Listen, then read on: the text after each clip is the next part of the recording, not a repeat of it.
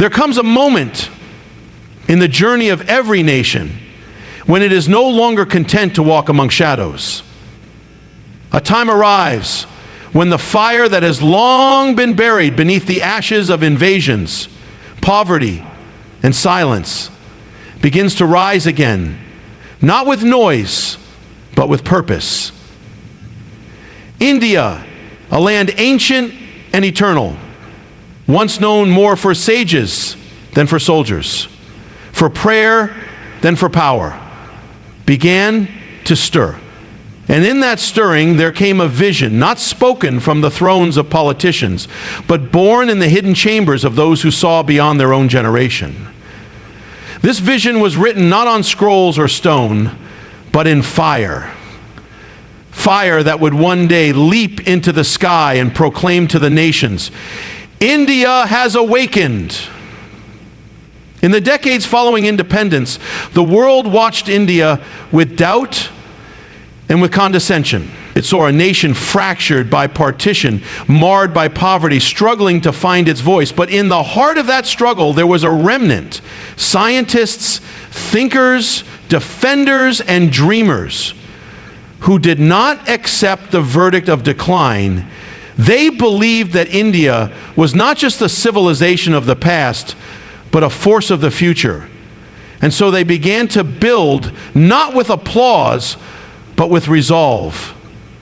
What they built would not just be steel and circuitry, but identity. It was more than a missile system. It was more than weaponry. It was a prophecy in motion, concealed in engineering, revealed in timing, and sealed with purpose. The program would be named after the very element that speaks of both life and judgment, Agni, fire. In ancient times, fire was the link between earth and heaven. It was the means by which prayers rose and judgments fell. So it was not by chance that this name was chosen. For the Agni missile was not merely a deterrent, it was a declaration.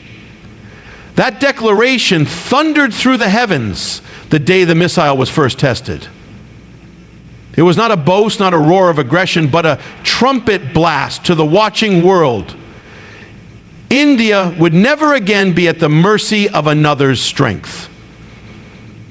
For centuries, the land had endured foreign rule, colonial domination, and betrayal. The wounds of history were deep, but Agni was the beginning of a healing that came through strength, through sovereignty, and through the vision of self-reliance. But the world did not understand. They saw a developing nation and dismissed the fire. They measured India by its GDP, by its infrastructure, by its global alliances, but they did not measure the spirit of the people.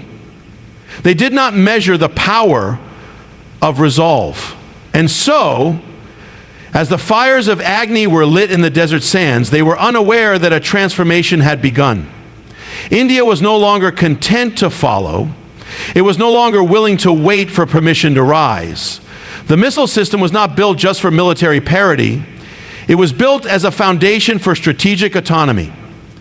For in a world where alliances can break and treaties can be betrayed, the only true peace is the peace that comes from strength. And strength, true strength, must be born from within.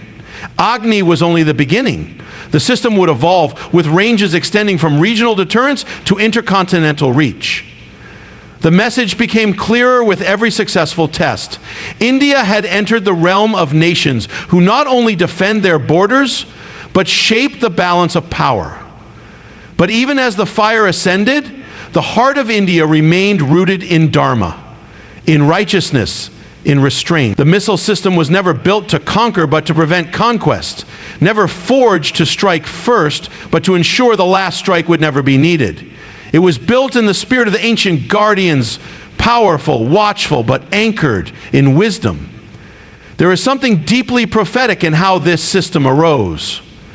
While other nations invested in weapons through the lust of empire or the fear of rivals, India's rise was different. It was not reaction. It was realization. A realization that if India is to fulfill its divine calling among the nations, it must not only be wise and peaceful, but also mighty and unshakable. The fire was not born in vain. It was a fire of awakening, a fire that burned through the fog of dependency, a fire that silenced the doubts of critics, a fire that rekindled the ancient truth that this land was never meant to be trampled, but to stand. And so from the deserts of Rajasthan to the coastlines of Odisha, from the launch pads hidden in the earth to the mines ignited in laboratories, the fire continued to spread. But it spread not to destroy. It spread to remind the world and India itself of who it truly is. That even as it rises, it remembers. That even as it rises, it remains grounded. That even as it rises, it remains grounded.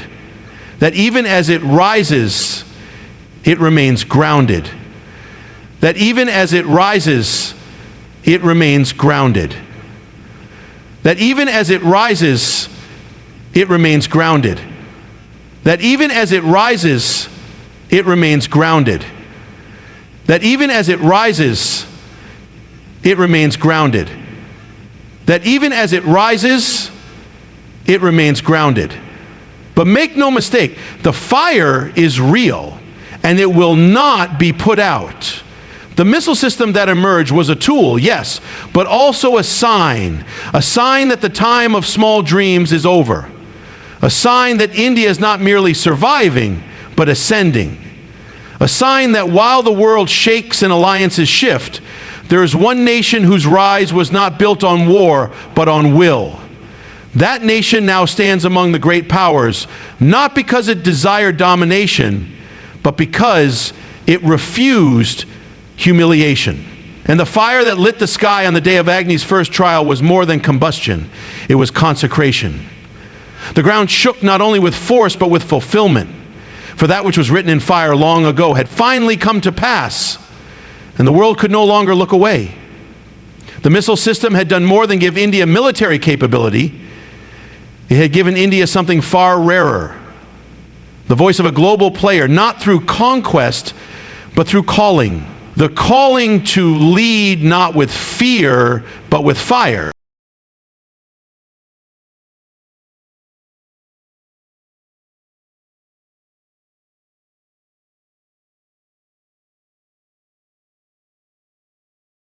They did not see it coming. While the world's superpowers boasted of their arsenals, paraded their fleets, and issued threats through the sharp tongues of diplomacy, India labored in silence. Its engineers worked not in marble halls, but in humble labs, where vision burned hotter than funding, and faith in the nation outmatched any imported technology. For years, there was no clamor, no display of might, no warning. But in that silence, something was forming. A thunder was being born in the heart of a quiet nation. And when it broke through the sky, it was not an announcement. It was a revelation. The test came. The missile lifted. The heavens split. And the world was forced to look again. What rose from Indian soil was not merely a weapon. It was a message forged in fire. The Agni missiles, standing tall against the winds of doubt, carried not only explosive payloads, but centuries of endurance, the cries of the past, the promise of the future. It wasn't just metal and trajectory. It was the soul of a nation breaking free from the cage of dependency and declaring its arrival. These were not missiles launched in arrogance. They were the thunderclaps of a long slumbering civilization, now fully awake.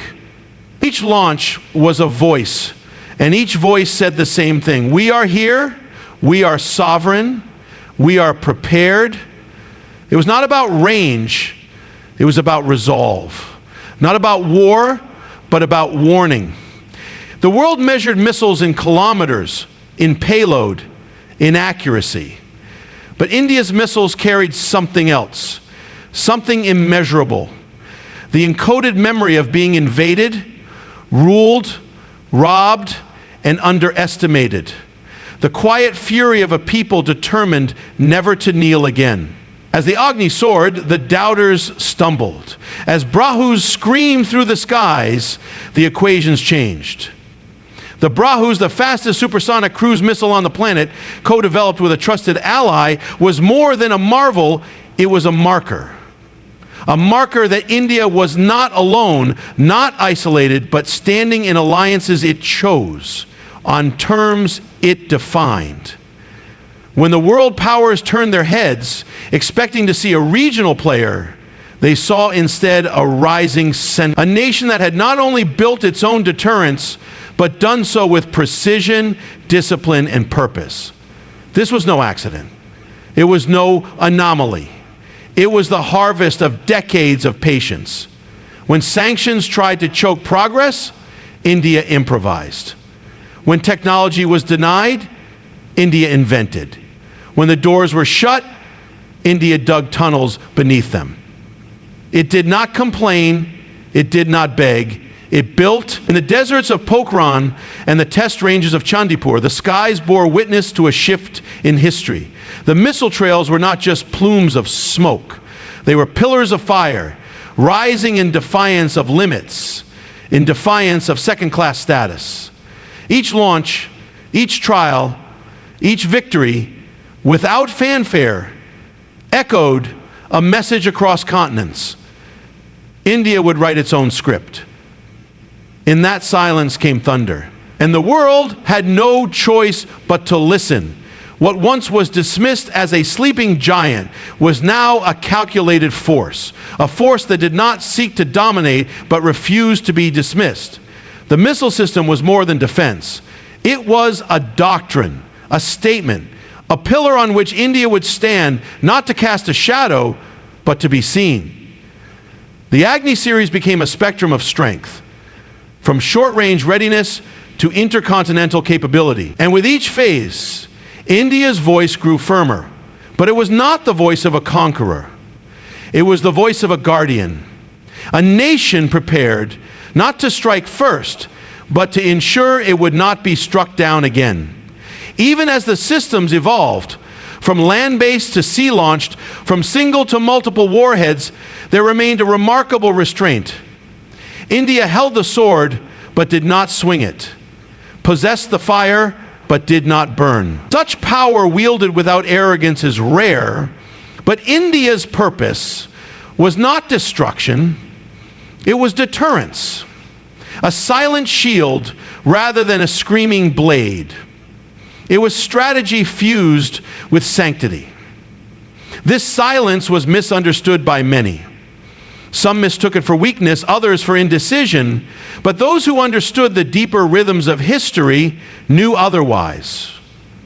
India's silence was not the stillness of fear, but the poise before, the calm before the storm that never needs to be unleashed, because its mere presence shifts the weather. In the shadow of these missiles, geopolitics changed. Regional powers recalculated. Global players re-engaged. And India stood, not demanding a seat at the table, but building its own. No longer could others dictate terms. No longer could India be patronized. It had entered the arena, not through noise, but through necessity. The thunder of India's rise did not come from invasion or imposition, but from innovation. It was born in clean rooms, not battlefields. It came not with chains, but with code, not with conquest, but with character. And that character, disciplined, deliberate, and determined, was what truly made the world take notice.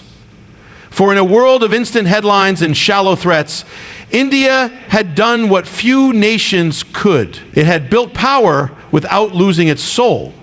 In that quiet journey, in that disciplined pursuit, in that unexpected thunder, a prophecy had been fulfilled, that the ancient land, known for saints and sages, would one day lift its head among the guardians of the earth, not to destroy, but to defend. Not to boast, but to balance. The thunder still echoes. And though the fire rests in its silos, It speaks. It speaks not in volume, but in weight. Not in aggression, but in assurance. And it will continue to speak as long as India remembers why it built these systems. Not for pride, but for protection. As India's missile system matured, it brought forth not only strength, but foresight, not merely offense, but orchestration. What began as fire now evolved into vision. And with that vision came the awakening of a new force. Not just missiles that could strike, but systems that could see.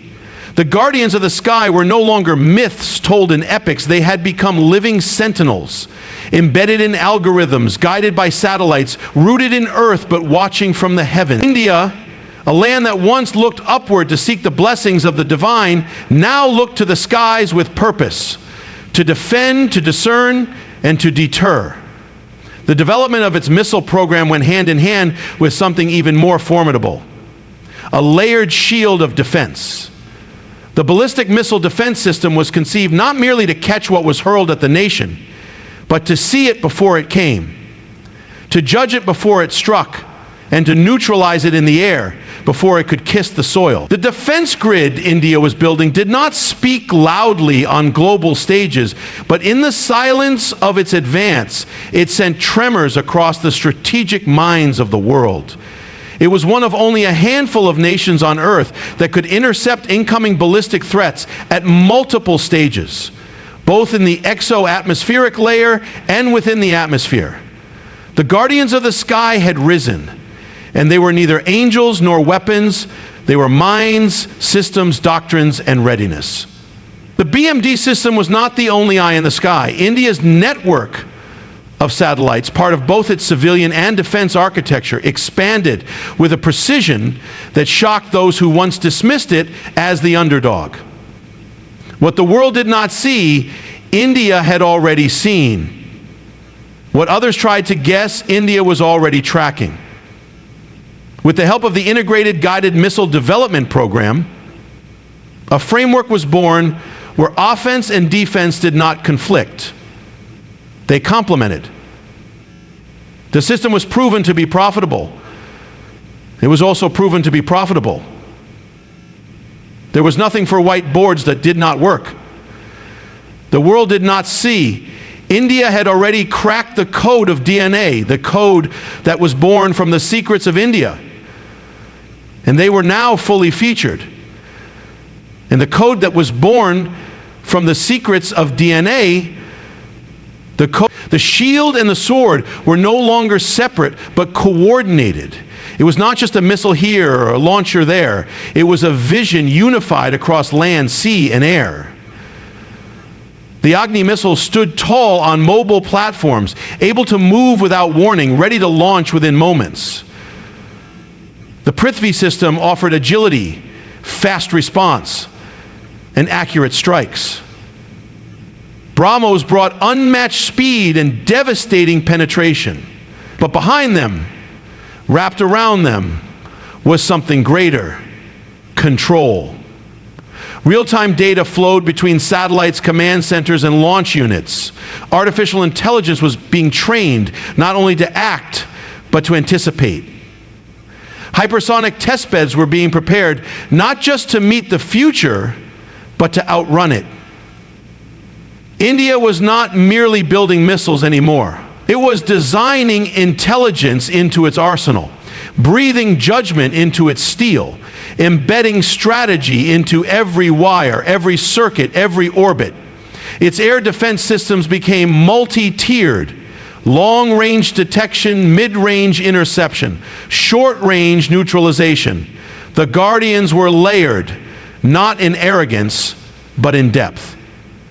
A threat from any direction would not meet just one wall, but many. A net was cast across the skies, not to trap, but to preserve. The doctrine was not one of first strike, but of readiness, not of escalation, but of insulation. The Shurya missiles, launched from deep within the land, able to pierce any fortress with surgical accuracy, became another whisper in the growing storm. The K-series, launched from submarines, brought a new dimension. From beneath the sea, silent and unseen, India could now strike with power and precision without ever being detected. This sea-based deterrent completed the nuclear triad, making India one of the few nations on Earth capable of launching a credible second strike from land, air, or ocean depths. The Guardians were no longer limited to borders. They now moved with the waves, orbited the planet, listened from afar, and watched without blinking. The Integrated Air Command and Control System, IACSS, fused all these domains into one operating consciousness. Commanders no longer made decisions in isolation. They saw the battlefield as one fabric, threads of space-time, weaponry, and willpower woven together. This was not merely technological achievement. It was spiritual alignment. For centuries, India had believed in balance between forces, between elements, between power and purpose. Now that ancient belief had taken the form of technology. What was once a philosophy had become hardware. What was once dharma had become doctrine. But even as these systems advanced, there was no celebration in the streets, no chance of conquest. Because this rise was not about war, it was about watchfulness. It was not the armor of a predator, but the shield of a protector.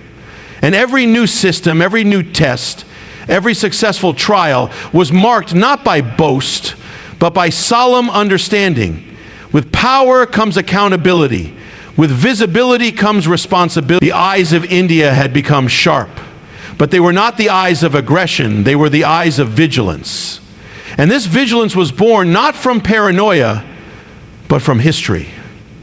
A history that taught India that the price of ignorance is invasion, that silence without preparation invites destruction, that peace is not the absence of war, but the presence of strength.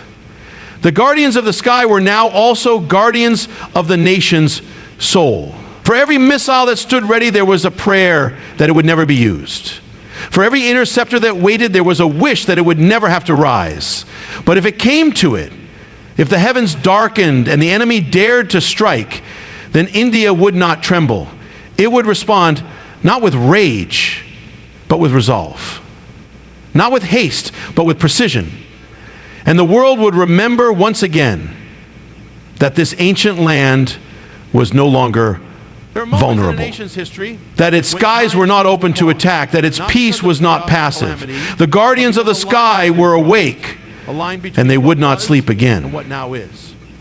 From the sands of Rajasthan to the ocean's depths, from command centers to satellites in orbit, a silent covenant had been made. India would watch, India would prepare, and India would defend, not with fear, but with fire wrapped in wisdom. Not to declare dominance, but to reveal transformation. What had begun as a reactive posture had now become a strategic presence. No longer merely defending its space, India was now shaping the space itself. Through its missile system, India had carved out a seat not requested but earned, not demanded but established. And this was not merely the outcome of technology, it was the result of transformation, of a nation reborn in purpose and redefined in identity. India's presence on the global defense map is no longer questioned. It is consulted, it is acknowledged, it is respected. The very nations that once imposed sanctions now seek cooperation. The very analysts who dismissed its capabilities now map their assessments around it. It wasn't just the missiles. It was the discipline, the doctrine, the philosophy behind them. Because India never chased superpower status. It simply removed every limitation that kept it from walking in its own calling. And in doing so, it became a power that others had to reckon with. The missile systems weren't the end, they were the means to establish credibility, to protect sovereignty, to uphold peace, not as a fragile hope, but as a fortified reality. The fire that once burned in test ranges now burns in the eyes of strategists across the world. Not a fire of threat, but of recognition that this is a nation with deep memory and deeper patience. A nation that waited not out of weakness, but out of wisdom. that waited to rise until its rise would not provoke but pivot the world's perception. The presence of India now recalibrates regions. It shapes alliances, balances aggressors, and offers a third path to nations caught between global giants. And it does this not through intimidation, but through invitation, inviting a new global order where strength does not mean subjugation, and sovereignty is not for sale. India's missile systems have empowered not only its defense, but its diplomacy. They have turned negotiations into dialogues of equals. They have silenced the subtle threats that once hovered in every international engagement. No longer does India speak from a place of dependency. It speaks from a place of determination. Its missile doctrine, clear and measured, carries a message that reverberates far beyond range and payload, that India will never strike first, but if struck, it will respond with a force that ensures peace is never threatened again. This doctrine is not merely a military stance, it is a national ethic, a reflection of a civilization that has always chosen self-mastery over domination. The doctrine is not merely a military, but with great power comes the burden of stewardship. And India has borne that burden with humility and honor. It has not turned its missiles into symbols of national arrogance, but into instruments of national responsibility. It has not flaunted its capabilities to score diplomatic points, but has wielded them as a quiet strength, a still voice that steadies the shaking balance of the world. This restraint, this dignity, is not weakness, it is wisdom. And it is this wisdom that truly sets India apart. In a world where escalation is often mistaken for strength, India has shown that true might is measured not by how loudly you shout, but how clearly you speak and how silently you prepare. The strategic environment of South Asia has forever changed. No longer can a hostile neighbor make veiled threats without facing the reality of India's credible response capability. No longer can adversaries assume passivity or unpreparedness. The calculus has changed, the tables have turned. India has not become aggressive, but it has become unignorable. And that in itself is a deterrent more powerful than any weapon.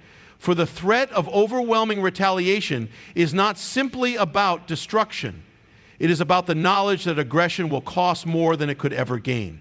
That understanding now anchors the region in an uneasy peace, but peace nonetheless. India's missile rise has also inspired a new generation. In classrooms and laboratories, in rural villages and urban hubs, young minds look to the sky, not just in wonder, but in ambition. They see the contrails of missiles and understand they too can build, they too can defend, they too can rise. The missile program has not only secured borders, it has ignited futures. It has turned the conversation from dependence to innovation, from import to invention. And in that ignition, India has birthed a defense industry that is no longer limited to assembling parts, but designing systems. It now exports technology, shares expertise, and stands shoulder to shoulder with the world's leading developers of advanced weapons systems. This transformation extends beyond defense. It spills over into geopolitics, into space, into economics. The confidence born from national security has led to bold diplomatic initiatives, space missions that touch the moon, and international partnerships that once seemed out of reach. It has allowed India to stand as a bridge between East and West, North and South, a nation that does not belong to any bloc because it has become a pillar on which others seek to lean. This strategic autonomy is not gifted, it is guarded. And the missile systems are the guardians. Quiet, ready, unwavering. The rise was not inevitable. It was not easy. It came through sacrifice, through setbacks, through solitary struggle. But it came. And now it stands. A missile system that began as a dream in the minds of a few has become the backbone of a new India. An India that will not bend, not break, and not be broken. An India that remembers its wounds, but walks in its strength. An India that seeks peace not because it is weak, but because it is strong enough to pursue it without fear, and if the need arises, strong enough to enforce it. The world has changed. And in that changing world, India has emerged, not as a follower, not as a shadow, but as a light that glows with discipline, wisdom, restraint, and power. The missile system that made India a global defense player was never just about steel and speed. It was about sovereignty. It was about the sacred right to stand, to defend, and to decide. And now that right has been fully claimed, the world will never again look at India the same way. Not with doubt, but with deference. Not with suspicion, but with respect. And that respect, forged in silence and fired in the skies, will endure long after the missiles have done their work. For they are not just weapons, they are witnesses. Witnesses to a nation's rise.